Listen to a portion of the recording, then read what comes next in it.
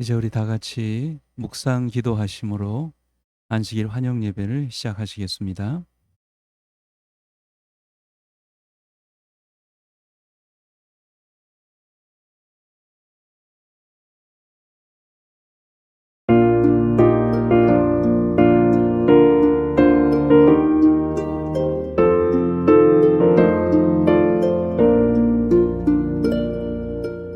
갈 길을 밝히 보이시니 주 앞에 빨리 나갑시다.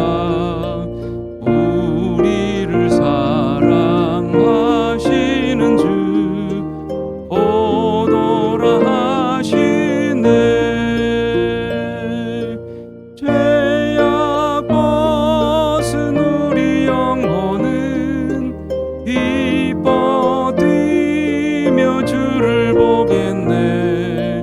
전국에 계신 주 예수를 영원히 모시리. 우리를 오라 하시는 말 즐겁게 듣고 기뻐하세. 구주를 믿기 지체 말고 지금 곧 나가세. 죄악 벗은 우리 영혼은 기뻐 뛰며 주를 보겠네. 전국에 계신 주 예수를 영원히 모시리. 주 오늘 여기 계시오니 다 와서 주의 말씀 드세. 기도하며 생각하리 참 진리 아닌가. 죄악 벗은 우리 영혼은 기뻐 뛰며 주를 보겠네. 전국에 계신 주 예수를 영원히 모시리.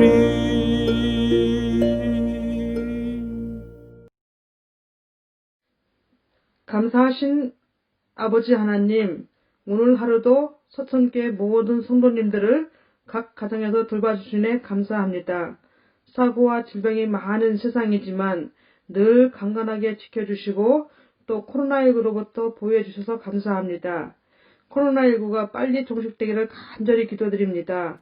비록 비대면으로 각 가정에서 영상으로 예배를 드리지만 사단으로부터 보호해주시고 말씀을 준비하신 전도사님께 은혜 충만한 시간 되게 하옵시고 저희들 또한 성령 충만한 시간 되게 하옵소서. 안식일 몸과 마음과 뜻을 합하여 거룩한 안식일 되게 하옵시고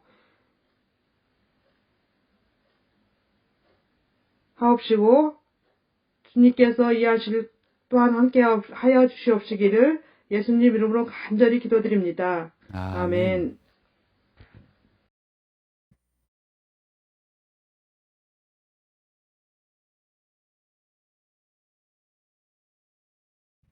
행복한 안식일입니다.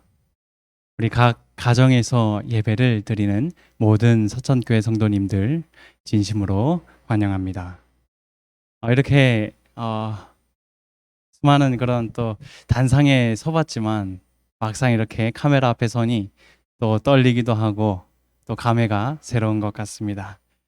무쪼록 이렇게 좋은 환경 속에서 우리 서천교회도 이렇게 온라인 예배를 드릴 수 있게 됨에 참 하나님께 감사를 드립니다. 아멘. 오늘은 지금 우리가 경험해야 할 것들이라는 제목으로 말씀을 나눌까 합니다. 본문의 말씀은 에스겔 11장 16절에서 21절 말씀입니다. 지금 우리가 경험해야 할 것들. 우리 다 같이 한 절 한 절 돌아가시면서 교독하시겠습니다. 제가 먼저 읽도록 하겠습니다. 그런즉 너는 말하기를 주 여호와의 말씀에 내가 비록 그들을 멀리 이방인 가운데로 쫓아내어 여러 나라에 흩었으나 그들이 도달한 나라들에서 내가 잠깐 그들에게 성소가 되리라 하셨다 하고, 너는 또 말하기를 주 여호와의 말씀에 내가 너희를 만민 가운데에서 모으며 너희를 흩은 여러 나라 가운데서 모아내고 이스라엘 땅을 너희에게 주리라 하셨다 하라. 그들이 그리로 가서 그 가운데의 모든 미운 물건과 모든 가증한 것을 제거하여 버릴지라. 내가 그들에게 한 마음을 주고 그 속에 새 영을 주며 그 몸에서 돌 같은 마음을 제거하고 살처럼 부드러운 마음을 주어 내 율례를 따르며 내 규례를 지켜 행하게 하리니 그들은 내 백성이 되고 나는 그들의 하나님이 되리라. 21절 다 같이요. 시작. 그러나 미운 것과 가증한 것을 마음으로 따르는 자는 내가 그 행위대로 그 머리에 갚으리라. 나 주 여호와의 말이니라. 아멘. 작년 12월, 재작년이죠 이제. 중국 우한에서 시작된 코로나 바이러스는 1년이 지난 지금도 아직도 우리를 괴롭게 하고 있습니다. 이제 조금만 더 있으면 이 세계적으로 확진자가 무려 1억 명에 육박하는 그런 확진자를 내게 됩니다. 사망자만 해도 벌써 200만 명에 다다르고 있는 것입니다. 특별히 미국과 인도를 위해서 우리들은 절실히 기도해야 할 것입니다. 우리나라는 그래도 대구 사건 이후로 나름 관리를 이렇게 잘 해왔었는데 겨울에 접어들게 되면서 갑자기 이렇게 확진자가 급증하게 되었죠. 무려 6만 5천 명의 확진자와 1,000명이 넘은 사망자를 내게 되었습니다. 또한 이 우리 코로나 청정 지역이었던 이 서천 지역마저도 최근 코로나가 갑자기 퍼지게 되면서 현재 30여 명의 그런 확진자를 내게 되었습니다. 이젠 우리 서천 지역에 있는 모든 성도님들도 각별히 코로나에 주의해야 할 것입니다. 그리하여 작년 초에 이어서 우리들은 불가피하게 다시 비대면으로 예배를 드리게 되었습니다. 다시 교회에 나가지 못하게 되었고요. 성도와의 교제는 물론 선교 활동들이 모두 중단이 되었습니다. 물론 이런 비대면 시대를 예상하여 교회가 온라인 예배를 드릴 수 있도록 이렇게 준비하기는 했으나 예전처럼 성전에 모여 예배를 드리고 또 서로 합심하여 선교하는 것과 비교해 본다면 여전히 교회를 무기력하게 만드는 시간들을 다시금 보내게 되는 것이 아닌가 생각해 봅니다. 하나님은 어디 계십니까? 하나님은 왜 당신의 교회를 무기력하게 만들고 당신의 백성들로 이렇게 시험을 당하게 하시는 것일까요?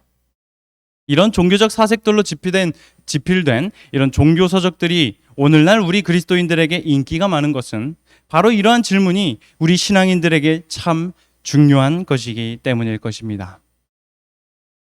하나님은 코로나19를 통해 우리들에게 무엇을 말씀하시고자 하는 것일까요? 오늘 이 시간 하나님이 원하시는 것, 우리들이 지금 이러한 시대에 반드시 깨닫고 경험해야 할 것들을 하나하나 살펴보고자 합니다. 비록 우리들이 교회에 모이지 못하는 상황이지만 이러한 때에 우리들이 반드시 경험해야 할 것은 첫 번째로 내가 있는 곳이 성소가 되는 경험을 해야 한다는 것입니다. 먼저 본문 에스겔 11장 16절입니다. 그런즉 너는 말하기를 주 여호와의 말씀에 내가 비록 그들을 멀리 이방인 가운데로 쫓아내어 여러 나라에 흩었으나 그들이 도달한 나라들에서 내가 잠깐 그들에게 성소가 되리라 하셨다 하고, 오늘 이 본문의 말씀을 살펴보기 전에 에스겔서의 배경을 잠깐 살펴보고 갈까 합니다. 오늘 본문을 기록한 에스겔이라는 인물은 예루살렘의 제사장이었습니다. 하지만 이웃 나라였던 강대국 바벨론에 의해 예루살렘이 공격당하면서 에스겔은 2차 포로로 바벨론으로 잡혀가게 됩니다.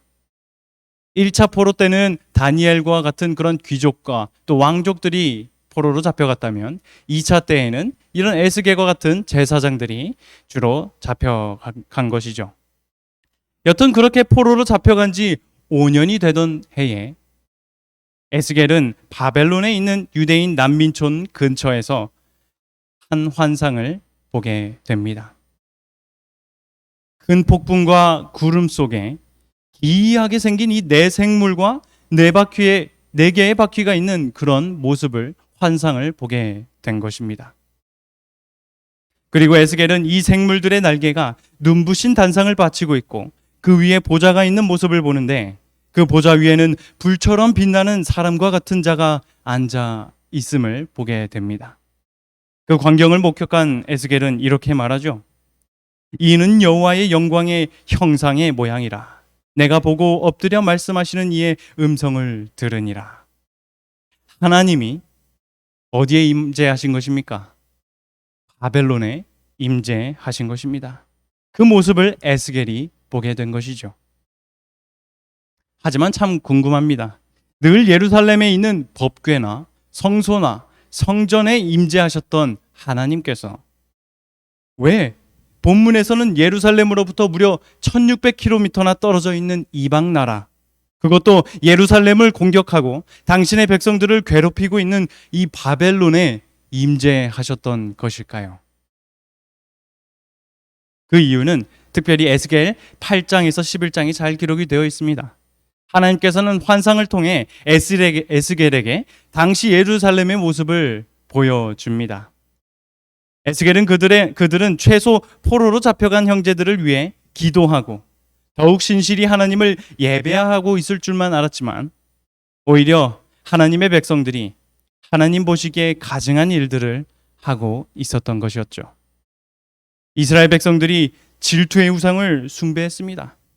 이스라엘 장로들이 거짓 신들에게 향을 바치며 예배를 드리게 됩니다. 또한 여인들이 담무스라는 이방신을 향해 눈물로 호소하지를 않나. 그리고 백성들은 여호와의 성전을 등지고 태양신에게 예배하고 있는 모습을 에스겔은 환상을 통해 보게 됩니다. 당시 그런 이스라엘 백성들의 모습을 보는 하나님은 이러했습니다. 바른 성경본은 이렇게 번역하는데요. 에스겔 8장 17절입니다. 인자야, 여기서 인자는 에스겔이죠. 네가 보았느냐? 유다 족속이 여기에서 행한 역겨운 것들을 어찌 가벼운 일이라 하겠느냐? 그들이 이 땅을 폭력으로 채우며 다시 나를 경노하게 하였고 심지어 나뭇가지를 그들의 코에 두었다. 그러므로 나도 분노로 갚아 내 눈이 불쌍히 여기지 않고 아끼지도 않을 것이다. 그들이 큰 소리로 내 귀에 부르짖어도 내가 듣지 않을 것이다. 그들에 대한 하나님의 분명한 입장을 밝히신 것이죠. 그렇게 하나님의 영광은 예루살렘을 떠나 이방 나라에 머물게 된 것입니다. 에스겔 11장 23절입니다. 여호와의 영광이 성읍 가운데서부터 떠나가 성읍 동쪽 산에 머물고 주의 영이 나를 들어 하나님의 영의 환상 중에 데리고 갈대아에 있는 바벨론 중에 갈대아에 있는 사로잡힌 자 중에 이르시더니, 그런 하나님의 영광을 바벨론의 포로로 잡혀온 에스겔이 지금 환상을 통해 보게 된 것입니다. 이 그발 강가, 에스겔 1장 1절에서 밝히고 있는 이 그발 강가는 바벨론 유대인 난민초 근처에 있었던 강 이름입니다. 오늘날 유프라테스 강의 한 줄기에 속하는 것이죠. 분명한 바벨론 지역인 것이죠. 본문에서는 그런 그들에게 하나님께서 그들의 성소가 되어주신 것이다 라고 이야기하고 있는 것입니다. 그렇다면 여기서 우리들은 궁금한 점이 또 생깁니다. 바벨론의 포로로 잡혀온 자들은 아직 포로되지 않은 예루살렘에 있던 자들과 무엇이 달랐기에, 무엇이 특별했기에 하나님께서 성소를 옮기실 정도로 그들에게 임재하셨던 것일까요? 한 영상을 보시겠습니다.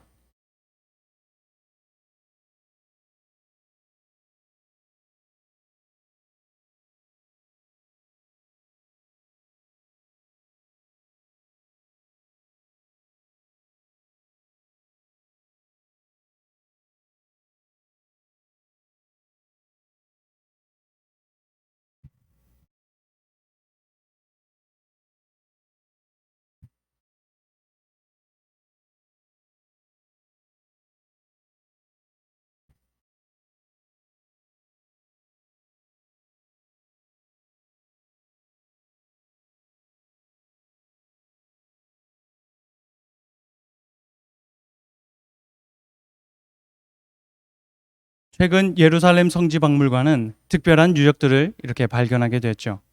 덕분에 그 유적들을 통하여 우리들은 바벨론으로 잡혀갔던 포로들의 삶을 들여다볼 수 있게 되었습니다. 포로로 끌려갔지만 사실 그들의 삶의 모습은 어떠했습니까? 포로된 모습이 아니라 바벨론의 백성과 같은 그런 삶의 모습이었습니다. 한번 상상해 보시겠습니다. 이방 나라의 포로로 잡혀왔습니다. 하지만 포로의 신분에게는 과분한 대접을 받기 시작합니다. 어떤 이들에게는 최고의 바벨론 교육을 받았습니다. 그들은 왕의 음식을 제공받았고 심지어 바벨론의 지방도 다스리는 관직까지 맡게 됩니다. 또한 어떤 이들은 땅도 할당받아서 이렇게 경작도 하며 심지어 개인적으로 노예를 소유하는 등 어찌 보면 이스라엘 나라에서 사는 것보다도 더 호화스러운 삶을 바벨론 나라에서 살게 됩니다. 모아는 또 어떻습니까? 이스라엘은 툭하면 주변국들이 침략하느라 불안한 나라였지만 바벨론은 그 어느 나라도 쉽게 건들지 않는 아주 안전한 나라였습니다. 얼마나 이곳에서의 삶이 만족스러웠던지 심지어 예루살렘으로 귀환할 때에 바벨론 땅에서 사는 것이 좋아서 예루살렘으로 돌아오지 않은 자들도 있었다라고 역사가들은 밝히고 있습니다. 이렇듯 당시 바벨론에서의 삶은 포로였지만 참 윤택했고 또 좋았었음을 짐작해 볼 수 있는 것이죠. 만약 여러분들이 저 윤택하고 편리한 또 기회의 땅이자 성공과 자유가 보장된 환경 속에 속하여 살게 된다면 어떻게 살겠습니까? 저 같았으면 저런 환경 속에 푹 젖어 살지 않았을까 생각해 봅니다. 하지만 그 좋은 나라 바벨론에 잡혀갔던 이스라엘 백성들의 몇몇은 그렇게 살지 않았다는 사실이죠. 이방신을 섬기지 않는 자들이 있었고요. 바벨론식 교육 속에서도 성경을 연구하며 하나님의 말씀을 늘 가까이 하는 자들이 있었으며 또한 시끄럽고 세속적인 도시를 떠나 조용하고 한적한 강가에 삼삼오오 모여서 하나님께 예배하며 세상의 성공보다는 하나님의 뜻을 찾고 따랐던 자들이 당시에 있었다라는 것이죠. 그리하여 그들을 인하여 하나님께서는 이런 당신의 백성들에게 임하실 수 있으셨던 것이고 후에는 다시 그들의 고향으로 돌아오는 축복을 누리게 허락하신 것입니다. 우리가 비록 코로나 사태를 겪고 있지만 이럴 때 경험해야 하는 것들이 바로 이러한 경험입니다.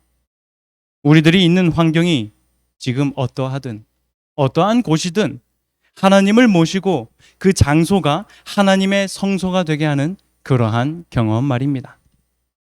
늘 모여 예배드렸던 예배당에 모이지 못하더라도 거룩한 것이라고는 하나도 없는 우리들의 방과 또 휴대폰으로 예배를 드리고 있을지라도 또 그런 날들이 앞으로 계속 길어질지라도 그렇게 우리의 시련을 인하여 각 가정에서 모이고 있는 지금 그곳이 하나님을 모시는 성소의 자리가 되게 하는 경험을 우리들은 반드시 해야 하는 것입니다. 바벨론에 끌려갔던 자들도 주변이 온갖 우상숭배와 세속적인 것들로 가득 차 있었지만 유혹이 넘치는 그런 환경에 있었지만 그들은 예배를 드리는 곳을 구별하여 삼삼오오 모이기 시작했습니다. 에스라 8장 15절입니다. 내가 무리를 아하와로 흐르는 강가, 이 바벨론 강 이름 중에 하나입니다. 모으고 거기서 3일 동안 장막에 머물며 백성과 제사장들을 살핀즉 그 중에 레위 자손이 한 사람도 없는지라. 훗날 이렇게 모이던 장소가 무엇으로 발전했을까요? 강가에서 삼삼오오 모이던 그런 모임이 바로 신약에서 보게 되는 회당으로까지 이어지게 되는, 발전하게 되는 그런 역사를 우리들은 성경을 통해서 확인할 수가 있죠. 그럼에도 불구하고 너무나도 우리 사람들은 익숙한 공간인 집에서, 방에서 예배를 드리며 성소로 삼는다는 것은 참 쉽지만은 않은 사실입니다. 집이란 곳은 어떻습니까? 게을러지기 쉽고 편하기 쉬운 곳이죠. 개신교 목회 연구학회에서 이제 비대면 시대의 새로운 교회를 상상하다라는 책을 집필했는데요.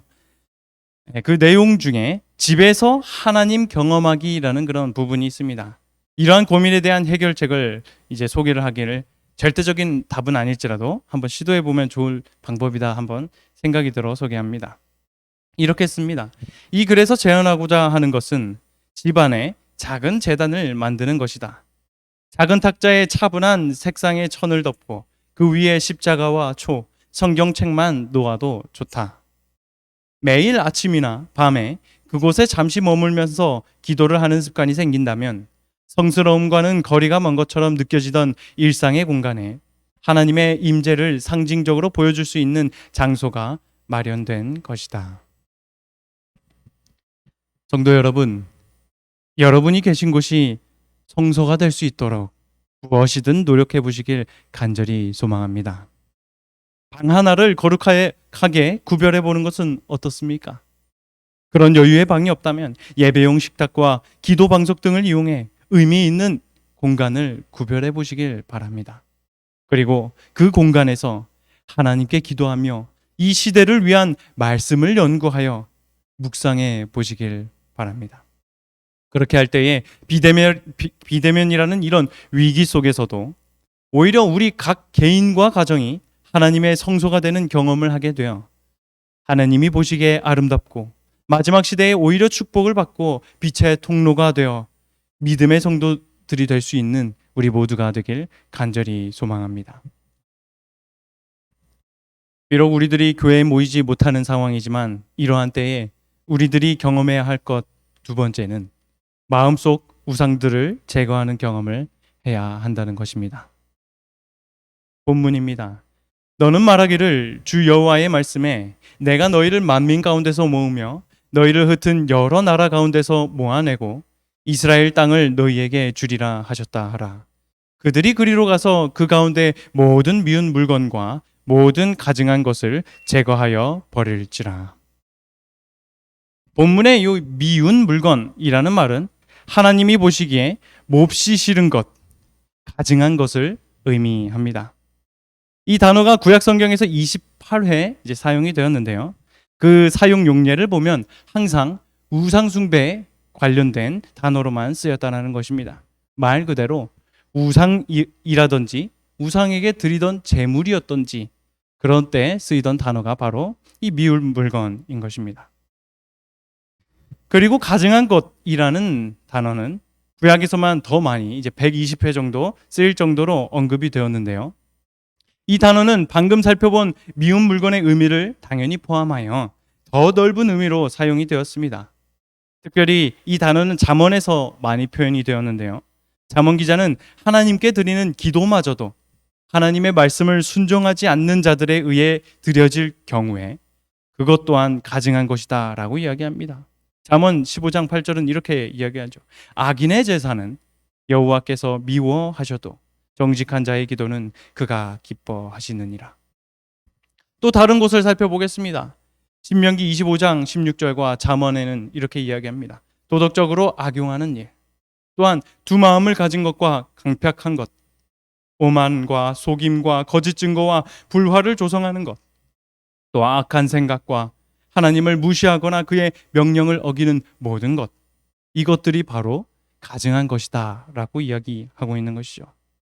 한마디로 가증하다라는 의미는 예배를 드리는 자의 정신까지도 포함하는 그러한 이야기인 것이죠.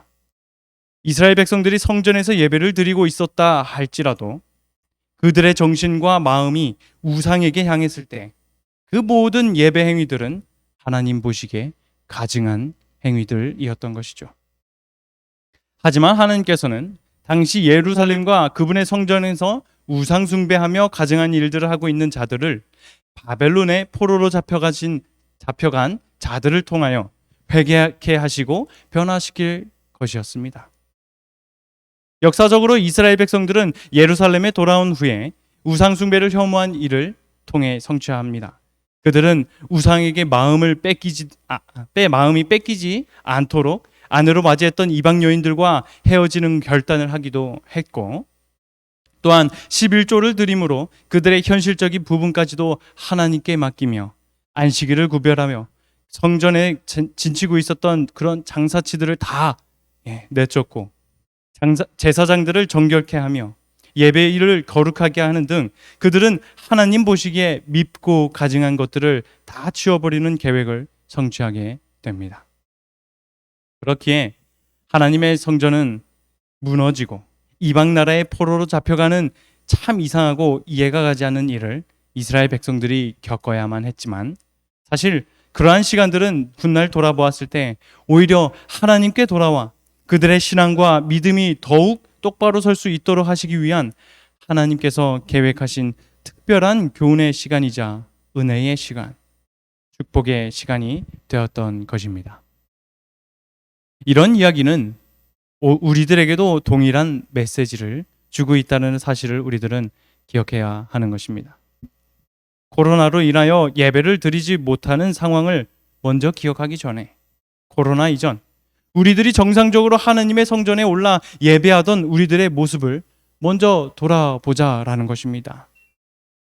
하나님의 성전에서 예배를 드린다고 앉아 있었지만 우리들의 마음과 정신은 어떠했습니까? 혹시 우리들 마음속에 우상을 두고 하나님 보시기에 가증한 예배를 드리진 않으셨었는지요? 본문에서는 그러한 것을 조심하라라고 이야기합니다. 에스겔 11장 21절입니다. 미운 것과 가증한 것을 마음으로 따르는 자는 내가 그 행위대로 그 머리에 갚으리라. 나 주 여호와의 말이니라. 이러한 것들을 간직같이 예배하며 살아간다면 우리들의 선택으로 인하여 하나님의 선물인 구원을 잃어버리는 일을 초래하게 될 것입니다. 그렇다면 오늘날 우리들의 우상은 무엇입니까? 우리들은 그 우상이라는 것이 단지 조각이나 성상이 아님을 분명히 압니다. 성경은 이렇게 이야기하죠. 골로새서 3장 5절입니다. 탐심은 우상 숭배니라. 본교회 주석도 우상 숭배를 이렇게 정의합니다. 하나님이 있을 자리에, 곧 마음속에 어떤 다른 곳을 놓는 것은 우상 숭배이다. 우상 숭배란 무엇입니까? 말 그대로 하나님 외에 내 자신이 더 사랑하고 집중하고 있는 대상이 있다면 그것이 바로 우상이며 우상 숭배하는 것이다라는 것입니다. 어떤 이들에게는 나의 꿈과 성공, 무언가 성취하고자 하는 욕망이 우리들의 우상이 될 수 있는 것입니다. 또한 어떤 이들에게는 자녀나 사랑하는 대상이 될 수도 있는 것입니다. 하나님보다 더 높은 자리에 그것들이 위치하고 있다면 이러한 것들도 우상 숭배가 될 수 있다는 것이죠. 그리고 가장 은밀하고 강력한 우상인 돈과 재물, 부자이건 가난하건 상관없이 우리 마음 가운데 돈과 재물에 대한 집착과 욕심, 그리고 그로 인한 걱정이 하나님을 잊어버리게 하고 믿음을 연약하게 하고 있다면 그 또한 모든 것들은 우리들의 우상이 되고 있는 것입니다. 이외에도 너무도 많겠죠. 하나님보다도 더 사랑하고 바라는 것들, 그 모든 것이 오늘날 우리들의 우상인 것입니다. 옛날 태국의 왕조 시대 때에는 이 흰 코끼리를 매우 신성한 취급을 했다고 합니다. 그리하여 때때로 국왕은 자기 마음에 든 그런 신하들에게 이 흰 코끼리를 하사하곤 했는데, 하사받은 대부분의 신하들은 점점 집안이 안 좋게 기울었고 건강이 악화되며 심지어 죽기까지 하는 사람들도 생기기 시작했다고 합니다. 그 이유는 국왕의 하사품인데다가 신성한 존재인 흰 코끼리를 소홀히 다루면 안 되었기 때문에 신하들은 코끼리를 잘 키우기 위해 커다란 정원들을 지어야 했고, 음식부터 목욕과 같은 이런 사소한 것 하나하나까지도 자신이 직접 다루어야만 했기 때문입니다. 행여나 코끼리한테 상처가 나거나 병에 걸리기라도 하면 목숨을 잃게 되기 때문에 몸과 마음은 당연히 점점 피폐해져 갈 수밖에 없었던 것이죠. 국왕이 주는 영광스러운 선물이 되려 무엇이 된 것입니까? 그들의 시간과 에너지를 낭비하게 하고 결국 몸과 마음 모두를 망가뜨려 버리게 하는 존재가 되어버리게 된 것이죠. 그렇게 성경은 늘 이 우상숭배하는 일을 피하라라고 우리들에게 거듭거듭 이야기하고 있습니다. 하나님께 너무도 소중한 우리들이 멸망의 길로 가지 않도록 하시는 진심 어린 하나님의 마음인 것이죠. 여러분, 코로나로 인해 비대면 예배를 드리고 있는 지금 우리들이 경험해야 할 것들은 바로 이것입니다. 이스라엘 백성들도 이해할 수 없는 나라의 멸망과 포로의 경험을 해야 했고 더 이상 성전에서 예배를 드릴 수 없게 되었지만 그 포로된 시간들 속에서 더욱 믿음을 확고히 하고 신실한 자들이 되어 훗날 다시 예루살렘에 돌아왔을 때는 우상들을 제거하고 개혁한 것처럼 우리들도 다시 성전에 모이기 전에 우리 마음속 우상들을 제거하는 경험들을 지금 해야만 하는 것이죠. 비대면 시간을 보내는 동안 꼭 하나님만을 예배하는 우리 모든 서천교회 성도님들 되시길 간절히 소망합니다. 아멘. 비록 우리들이 교회에 모이지 못하는 상황이지만 이러한 때에 우리들이 경험해야 할 것 마지막은 새롭게 하시는 하나님의 은혜를 경험해야 한다는 것입니다. 에스겔 11장 19절입니다. 내가 그들에게 한 마음을 주고 그 속에 새 영을 주며 그 몸에서 돌 같은 마음을 제거하고 살처럼 부드러운 마음을 주어 내 율례를 따르며 내 규례를 지켜 행하게 하리니 그들은 내 백성이 되고 나는 그들의 하나님이 되리라. 여러분, 여기서 하나님의 크나큰 은혜가 느껴지십니까? 하나님께서는 시내산에서 율법을 돌판과 책에 기록하셨었죠. 하지만 그분은 이 율법이 이스라엘 백성들의 마음에도 기록되길 간절히 바라셨습니다. 하지만 어땠습니까? 이스라엘 백성들은 이 율법들을 단지 외형적인 법전으로만 여기고 외적인 수능의 문제로 간주하는 데에 만족하고 말았습니다. 에스겔 당시의 백성들도 마찬가지였죠. 외형적 종교에 만족하는 그런 정도로 신앙을 하고 있었던 것입니다. 원래 하나님은 자기 통치권에 따라 언약을 지키도록 백성들에게 명령하시지 않고 그들의 유익이 될 것들을 행하도록 은혜에 초점을 했던 것입니다. 출애굽기 19장 5절입니다. 세계가 다 내게 속하였나니 너희가 내 말을 잘 듣고 내 언약을 지키면 너희는 모든 민족 중에서 내 소유가 되겠고 너희가 내게 대하여 제사장 나라가 되며 거룩한 백성이 되리라. 하지만 그럼에도 불구하고 이스라엘 백성들은 외형적으로만 예배를 드리고 하나님께 경배했던 것입니다. 그런 그들에게 하나님이 말씀하신 것입니다. 내가 하나님 당신이 그들에게 또한 우리들에게 한 마음을 주시고 새 영을 주시며 딱딱해져 있는 우리들의 마음을 부드럽게 해주셔서 그분의 말씀대로 살 수 있게 도와주시겠다라고 선언하고 계시는 것입니다. 이 얼마나 크신 하나님의 은혜입니까? 은혜로의 초청을 넘어서 넘치도록 부어주시는 하나님의 은혜. 정말 감사하지 않으신가요? 이러한 은혜의 형태는 신약시대에서 강조된 은혜의 형태와 일맥상통한 것입니다. 구약 때부터, 아니 태초부터 이것이 하나님의 마음이자 은혜였던 것입니다. 히브리서 8장 10절입니다. 주께서 이르시되 그 날 후에 내가 이스라엘 집과 맺을 언약은 이것이니 내 법을 그들의 생각에 두고 그들의 마음에 이것을 기록하리라. 우리들은 하나님의 율법을 지키려고 노력할 수 있습니다. 하지만 그 힘으로 스스로 의롭게 될 수는 없는 것이죠. 이런 하나님의 도와주시는 은혜가 우리들에게 반드시 필요한 것입니다. 그래서 바울은 이렇게 고백합니다. 갈라디아서 2장 20절입니다.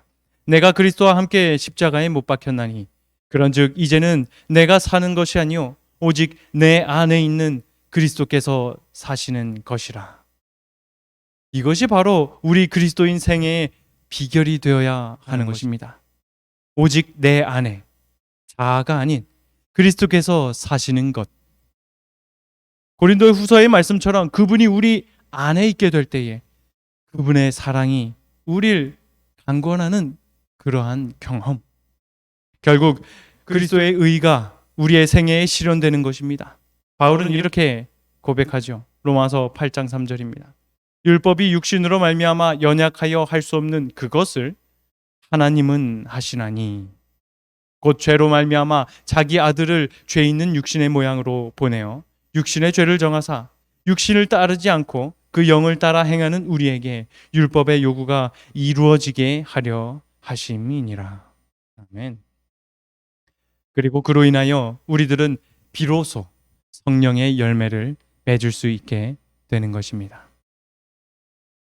어떤 농부가 아주 품종이 좋은 포도나무를 심었습니다. 이 주인은 아주 큰 기대를 걸고 포도나무에 포도가 열리면 혹여나 여우가 와서 따먹을까 봐 망대도 세우고 잘 자라도록 주변에서 더 자주 살펴보았습니다. 그리고 열매가 잘 열리면 그것을 따서 술을 만들어야겠다라고 생각하여 포도송이를 눌러서 짜는 집틀, 즉 술틀도 그 주변에 미리 마련해 두었습니다. 그렇게 이 농부는 온갖 정성을 다 들였으므로 분명히 좋은 열매를 맺으리라 기대했는데 어땠을까요? 포도는 포도인데 들포도, 머루가 맺어 버린 것입니다. 이때 농부의 심정 어땠을까요? 기대를 하고 만반의 준비를 해놓았는데 실망이 이만저만이 아니었을 것입니다. 포도나무를 파내고 싶은 그런 심정도 아마 들었을지도 모르겠습니다. 그것을 지키는 울타리나 망대도 더 이상 관리할 의욕을 상실해버리고 말았을 것입니다. 마찬가지로 우리들도 하나님의 은혜에 힘입어 신앙생활을 해야지 교회 출석이나 혹은 헌금 생활이나 교회 선교 활동 등에 하나님 없이 스스로 외형적인 것들에만 힘을 쓴다면 머루와 같이 우리들의 인생은 헛되고 무력해지고 말 것입니다. 당시 이스라엘 백성들도 두 부류의 사람들이었죠. 예루살렘에 남아 있었지만 포로로 잡혀가지 않았지만 외형적 종교만을 갖추고 스스로의 노력으로 의롭게 되고자 했던 자들. 그리고 비록 주님의 성전과 먼 곳까지 포로로 잡혀왔지만 가난한 마음으로 하나님을 의지하고 성령의 인도하심을 따라 산 자들, 이 두 부류가 있었던 것이죠. 하지만 하나님께서는 그분의 구속사역에 두 번째 부류와 같은 자들을 택하시고 사용하셨다라는 점은 우리들이 기억해 보아야 할 것입니다.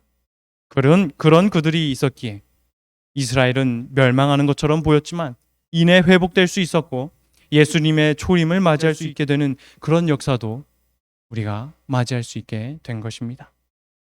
성도 여러분, 우리가 현재 하나님의 성전에 나와 예배를 드리지 못하고 있지만 무기력하게만 있을 것이 아니라 상황만 탓할 것이 아니라 이러한 시간과 상황 속에서 하나님의 뜻을 발견하고 그 섭리를 따라 신실하게 보내어 특별하신 하나님의 은혜를 경험하여 새롭게 변화되는 성도님들이 되시길 간절히 소망합니다.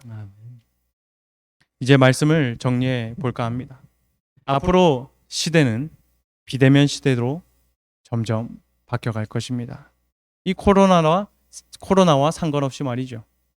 이런 시대 속에서 끝까지 인내하고 하나님의 편에 서 있으려면 오늘날 잠깐씩 이루어지는 이러한 비대면 시간 동안 오늘 살펴본 것처럼 각 가정이 성소가 되는 경험, 우리 마음속 우상들을 제거하는 경험, 그리고 하나님의 은혜로 말미암아 새롭게 변화되는 경험을 반드시 해야 될 줄 믿습니다.